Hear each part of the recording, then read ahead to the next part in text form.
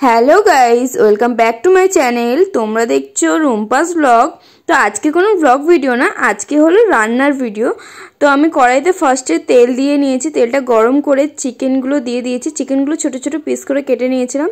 তো এখন তার মধ্যে দিয়ে দিলাম লবণ আর হলুদ গুঁড়ো আর লঙ্কার গুঁড়ো দিয়ে একটু ভেজে নেব। তো তারপরে দিয়ে দেব ওর মধ্যে গোলমরিচ গুঁড়ো। যখন ভাজাটা হয়ে আসবে ঠিক ওই সময় গোলমরিচ গুঁড়োটা দিয়ে একটু ভেজে নিয়েই নামিয়ে নেব। তো এখন একটা প্লেটের মধ্যে আমি সিদ্ধ করা আলু গ্রেট করে নিয়েছি, আর কিমা করা চিকেন নিয়ে নিয়েছি, আর এই ভাজা মাংসটা নিয়ে নিয়েছি। তো এখানে আমি দিয়ে দেবো তারপরে ধনেপাতা কুচি আর কুচিয়ে রাখা পেঁয়াজ, কুচনো কাঁচা লঙ্কা, আর দিয়ে দেবো ব্রেড ক্র্যাম্পস। এটা আমি ব্রেড কিনে এনে ওটাই মিক্সচারে দিয়ে এরকম ব্রেড ক্র্যাম্পস বানিয়ে নিয়েছি।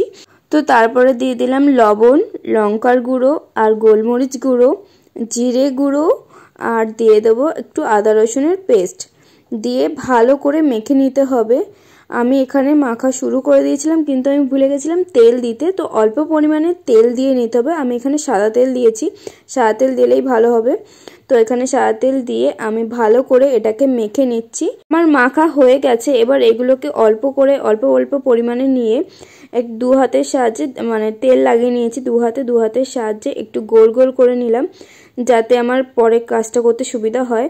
তো এখানে আমি দুটো ডিম নিয়ে নিচ্ছি, দুটো ডিম ফাটিয়ে নিয়েছি। এবার তার মধ্যে দিয়ে দেব অল্প পরিমাণে লবণ আর একটু গোলমরিচ গুঁড়ো দিয়ে ভালো করে ফেটিয়ে এটাকে রেখে দেব। তারপরে আমি এই যে গোল গোল করে বানিয়ে নিয়েছিলাম এগুলোকে ফার্স্টে ডিমের মধ্যে দিয়ে নিলাম। তারপরে আমি ব্রেড ক্রাম্পসের মধ্যে একবার দিয়ে নিলাম, উপরে ভালো করে ব্রেডটা লাগিয়ে নিলাম চারিদিকে। তো তারপরে আমি আরেকবার করে দিয়েছিলাম। দুবার করে দিলে উপরের লেয়ারটা বেশ ভালো হয়।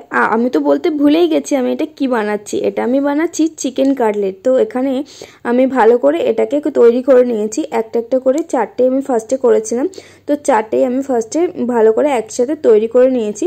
তো তারপরে এখানে কড়াইয়ের মধ্যে তেল দিয়ে কড়াইটা আমি হাই হিটে রেখে দিয়েছিলাম। তো তারপরে যখন দেব কড়াইয়ের মধ্যে, তো আমি হিটটা একটু লো করে নিয়েছিলাম। তো আমি ফার্স্টে হাত দিয়ে তুলতে যাচ্ছিলাম, কিন্তু ভেঙে যাওয়ার চান্স ছিল বলে আমি চামচে করে তুলছিলাম।